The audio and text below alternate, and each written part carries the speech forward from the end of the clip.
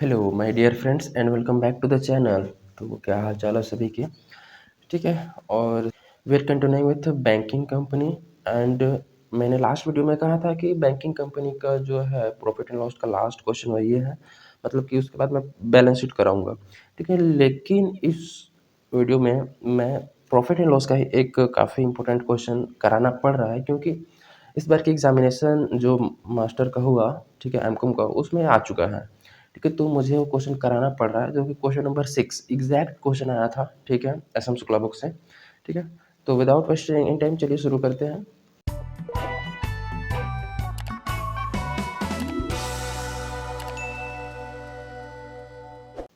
सो देखिए, question number 6 को मैं बना के बताऊंगा। ठीक है, ऑलरेडी मैंने बना रखा है, लेकिन फिर भी मैं चीज़ों को एक्सप्लेन करूंगा। ठीक है, तो देखते हैं कि इसमें क्या है। From the following information prepare profit and loss account of V limited. ठीक है, V bank limited for the year end 31 March 2014। ठीक है, जैसे कि इंटरेस्ट ऑन लोन्स है। ठीक है, 300, ये 1000 में है ना। ठीक है, तो 30 इस पे वो कर लेंगे, लगा लेंगे। ठीक है, इंटरेस्ट और फिक्स डिपॉजिट 275, कमीशन जो है वो 10,000 है। ठीक है, और इधर में कुछ मतलब क्या देख कर रखा है कि एक्सचेंज एंड ब्रोकरेज जो है वो 20,000 रुपये, सैलरीज एंड अलाउंसेस 150,000, उसके बाद discount on bill 152,000 gross, interest on cash credit है 240। ठीक है, interest on temporary overdraft in current account 30,000, interest on saving bank deposit, postage, telegram, printing, stationery. ठीक है, sundry expenses, rent, tax and licence, audit फी।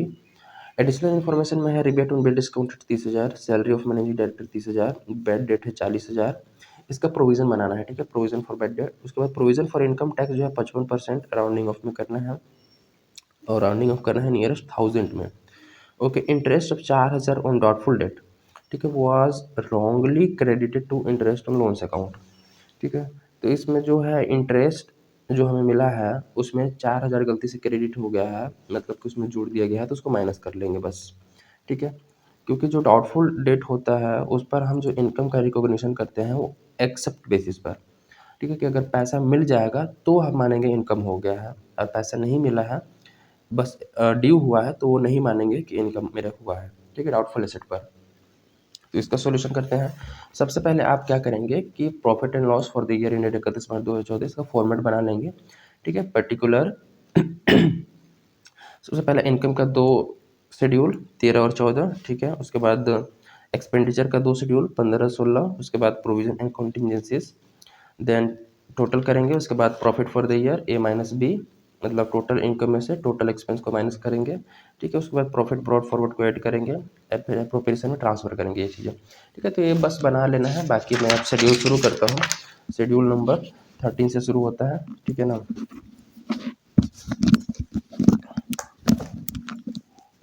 तो यहाँ पे schedule SCH, schedule 13 interest earned, schedule 13 interest का, क्योंकि मेन जो है income का शेड्यूल है 13 है। ठीक है, इंटरेस्ट अर्न्ड इसको बनाते हैं। तो इंटरेस्ट अर्न में सबसे पहले इंटरेस्ट ऑन लोन्स, ये interest on loans and advances आ जाएगा। ठीक है, interest on loan, loan bank ने दिया होगा तो उस पर इंटरेस्ट 300, और इसको 1000 में हम लोग लिखते चलते हैं। ठीक है, यानी कि 3 lakh. Interest on fix deposit ये जाएगा 15 में। ठीक है, तो मैं 15 का भी शेड्यूल, मतलब 13 14 15 लगभग बना ही देते हैं। ठीक है, एक ही बार डेटा को पुट करते जाएंगे। यहाँ से शेड्यूल इतने में तो आ जाना चाहिए। शेड्यूल 14 जो है वो है अदर इनकम का, अदर इनकम का इतना लगभग। शेड्यूल फिर 15 जो है वो इंटरेस्ट एक्सपेंडेड, इंटरेस्ट एक्सपेंडेड का मेन खर्चा। ठीक है, उसमें इतना में आ जाएगा लगभग। उसके बाद schedule 16 operating expenses, operating expense का। ठीक है, ये चीज़ें। ठीक है, तो इंटरेस्ट ऑन लोन हो गया। उसके बाद इंटरेस्ट ऑन फिक्स डिपॉजिट 275, तो फिक्स डिपॉजिट हमें मतलब फिक्स डिपॉजिट पर बैंक ने पे किया होगा तो बैंक का एक्सपेंस है, तो इसको यहाँ लिखते हैं interest on fixed deposit. Interest on fix deposit है 275 और 3 जीरो लगाते चलेंगे।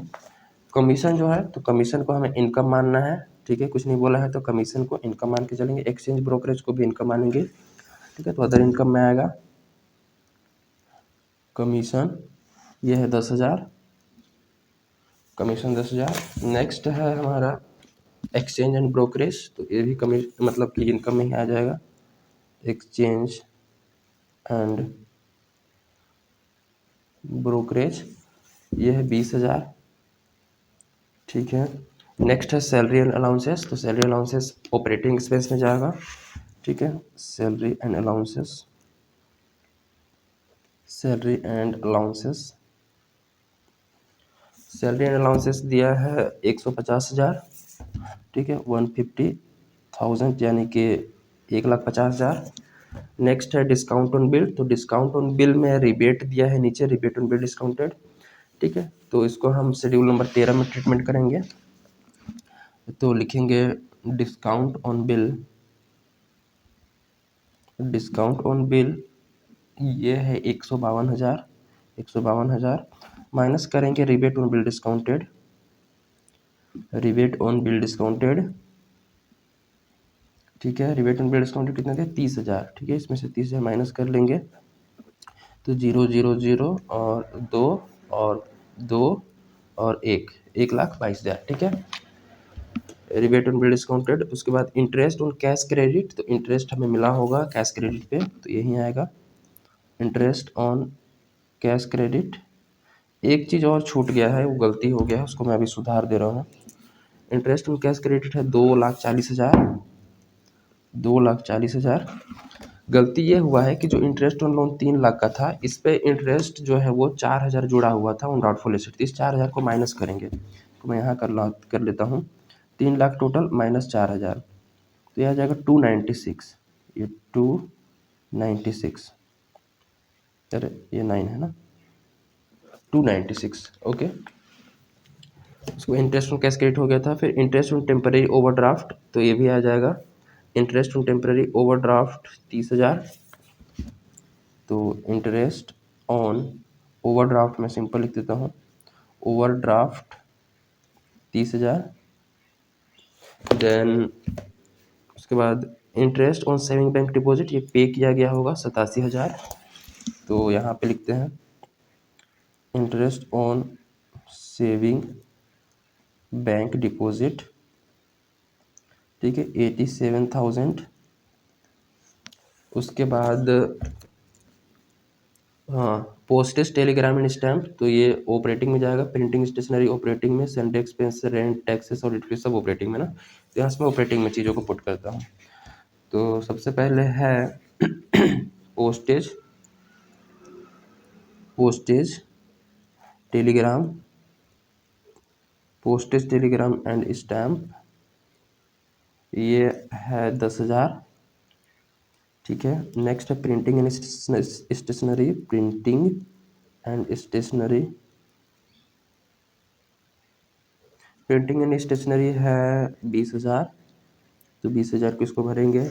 नेक्स्ट है सैलरी एक्सपेंसेस, सैलरी एक्सपेंसेस है 10,000, 10,000 को भर लेंगे। नेक्स्ट है रेंट, रेंट है 10,000, नहीं रेंट है 15,000। Tax and licence, tax and licence ये 10,000। उसके बाद ऑडिट फी, ऑडिट फीस है 10,000, ठीक है ये। उसके बाद एक और है, मैं ऊपर लिखता हूँ ना, टोटल करना होगा यहाँ पे मेरे को, मैं ऊपर लिख देता हूँ। ये नीचे दिया है सैलरी ऑफ मैनेजिंग डायरेक्टर, ठीक है, सैलरी ऑफ मैनेजिंग डायरेक्टर 30,000, इसको मैं ऊपर लिख देता हूँ, सैलरी ऑफ मैनेजिंग डायरेक्टर 30,000, ठीक है। ये सारी चीज़ें हो गई। अब मतलब कि यहाँ की सारी चीज़ें मतलब ये ख़त्म हो गया, रिबेटेबिलिटी से ट्रीटमेंट कर लिया, सैलरी का ट्रीटमेंट हो गया, bad debt provision for bad debt बनाना है ना, तो ये वहाँ जाएगा, ठीक है, इसको भी कर ही लेते हैं। जैसे कि यहाँ प्रॉफिट एंड लॉस में, ठीक है, प्रोविज़न एंड कॉन्टिजेंसीज के अंदर में provision for bad debt, provision for bad debt है 40,000, तो इसको 40,000 यहाँ लिख लेते हैं। ठीक, सारे एडजस्टमेंट भी हो गया। अब हम मतलब कि क्लोज करना है। ठीक है, तो इसको क्लोज करेंगे तो ये तो 30,000 आ जाएगा टोटल। नेक्स्ट इसका टोटल करेंगे तो क्या आएगा कैलकुलेटर ये रहा 275 प्लस 87, 2,75,000 प्लस 87,000, 3,62,000। नेक्स्ट इसका टोटल करते हैं तो इसका total 30,000 plus 1,50,000, 30,000 plus 1,50,000 plus 10,000 plus 20,000 plus 10, 20, 25, 35, 45, 45,000, 2,55,000। ठीक है, तो 2,55,000 ये टोटल आ गया। उसके बाद शेड्यूल नंबर 13 का टोटल करते हैं 296,000 ऐड करेंगे 1,22,000 ऐड कर लेंगे 2,40,000 ऐड कर लेंगे 3,000, 661। ठीक है, 661 आ रहा है। 660 कितना आ रहा है इसका, 668 आ रहा है। इसको फिर से टोटलिंग करते हैं 296,000 ऐड कर लेंगे 1,22,000, गलती हो गया, 1,22,000 ऐड कर लेंगे 2,40,000 ऐड कर लेंगे 30,000, 6,88,000। ठीक है, 6,88,000 अभी सही काउंटिंग हुआ है, मतलब एडिशन हुआ है। ये टोटल आ गया। अब इन जितने भी टोटल आया है इनको हमें बस उसमें पुट करना है उठा के प्रॉफिट एंड लॉस के फॉर्मेट में। ठीक है, इंटरेस्ट अर्न 688 आया था। उसके बाद अदर इनकम आया था 30,000। ठीक है, शेड्यूल नंबर 15 का आया था 3,62,000। हाँ, 3,62,000। उसके बाद 2,55,000 आया था उसका। ठीक है, अब एक चीज़ हमें बोला है क्वेश्चन में कि आप प्रोविज़न फॉर इनकम टैक्स बनाइए 55%। तो प्रोविज़न में आएगा प्रोविज़न फॉर इनकम टैक्स। अब एट द रेट 55% ऑफ, 55% तो पता ही नहीं है किसका। ठीक है, तो सबसे पहले जितना इंफॉर्मेशन है उसको हम लोग को क्या करते हैं 688 प्लस 30,000 कर लेंगे तो टोटल इनकम आ जाएगा 7,18,000। 7,18,000। ठीक है, ये कॉमा है ना, कॉमा है। 7,18,000। अब इतने एक्सपेंस है। ठीक है, तो हम लोग प्रोविज़न का यहाँ पे वो करते हैं, प्रोविज़न फॉर इनकम टैक्स का calculation, provision for income tax. तो निकालेंगे profit before tax, profit before tax. तो टोटल इनकम माइनस एक्सपेंसेस। तो टोटल इनकम अभी हमने जोड़ा है 7,18,000, उसमें से माइनस करेंगे एक्सपेंसेस। तो एक्सपेंसेस में देखो तीन चीज़ें हो चुकी है, 3,62,000, 255 और 40,000, ये हमने रिकॉर्ड कर लिया तो इसको माइनस कर लेंगे। ठीक है, 3,62 इसमें से माइनस कर लेंगे 3,62,000, माइनस कर लेंगे 2,55,000, माइनस कर लेंगे 40,000। ठीक है, तो आता कितना है माइनस करते हैं, माइनस कर लेंगे 3,62,000, माइनस कर लेंगे 2,55,000, माइनस कर लेंगे 40,000, तो ये बचता है 61,000। ठीक है, अब 61,000 का हमें क्या करना है, प्रोविज़न बनाना है। ठीक है, तो provision for income tax equal to 61,000। भाई जो बचा प्रॉफिट उसी का तो बनाएंगे ना, 61,000 इंटू 55%, इसको 1000 में राउंड ऑफ करना है, इंटू 55%, 33,550 आ रहा है, 33,550। इसको राउंडिंग ऑफ, जैसे कि 1000 में करना है तो 500 से ज़्यादा आ गया तो 34,000 कर देंगे। ठीक है, राउंडेड ऑफ। ठीक है। 34,000 हम लोग लिखेंगे प्रोविज़न फॉर इनकम टैक्स। तो @ 55% हम लोग बनाए 61,000 का, ठीक है। तो ये 34,000 आ गया। अब इस टोटल एक्सपेंस आ गया, अब इसको माइनस मतलब इसको जोड़ के यहाँ लिखते हैं टोटल एक्सपेंस को। 3,62,000 ऐड कर लेंगे 2,55,000 ऐड कर लेंगे 40,000 देन ऐड कर लेंगे 34,000 या 6,91,000, ठीक है। 6,91,000।